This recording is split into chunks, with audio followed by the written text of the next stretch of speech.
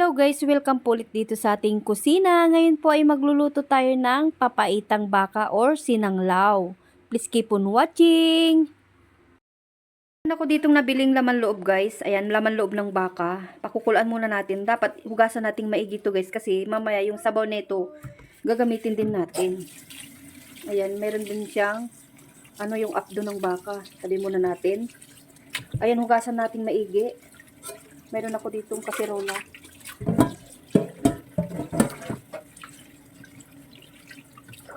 Ayan, masarap ang sabaw nito guys.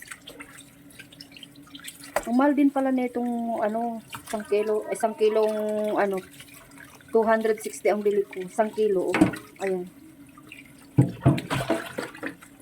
Hugasan nating maigi guys. Hugasan ko na kanina to. Inulit ko na lang ulit. Ayan.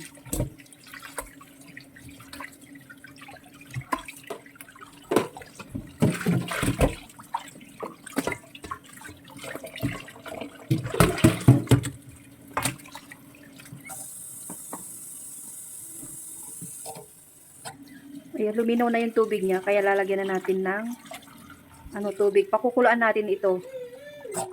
Kailangan nakalubog yung ating laman loob. Ayan, tara. Simulan na natin pakuluan. Ayan guys, kumukulo na siya. Palalambutin lang natin ng kahit bagya lang. Ayan guys, hanguin na natin. Palamigin. Para mahiwa na natin. Ayan.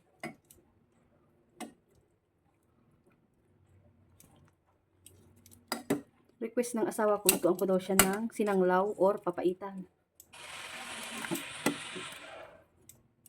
Ayan guys, palamigin muna natin bago natin hiwain.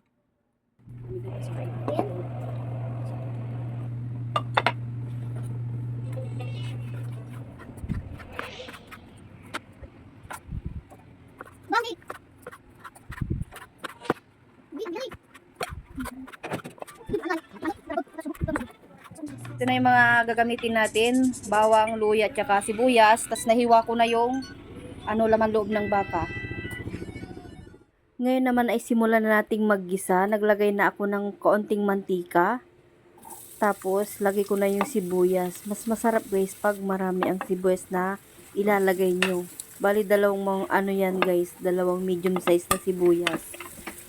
Tapos isunod ko na rin po yung bawang. Maganda rin pagsabayin na rin para sabay silang maluto. Tapos po igisa na natin yung ating tinadtad na laman loob ng baka. Mas masarap din po pag maraming luya. Ang purpose ng luya para mawala yung amoy niya.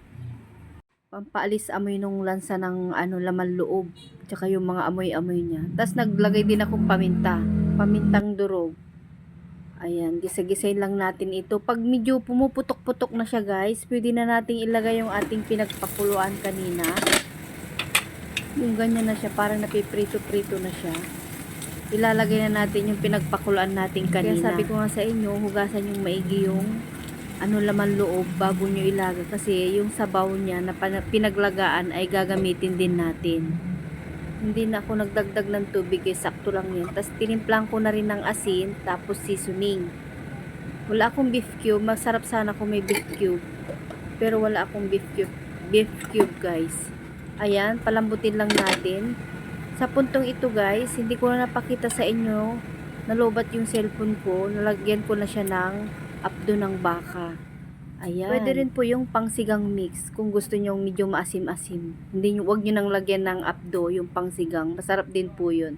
So, eto na siya guys. Malambot na siya. Ready to serve na. Naku guys, ang sarap pampulutan ito at ang sarap ding papakin. So, yun po, marami pong salamat sa inyong panonood. Hanggang sa muli po. Bye!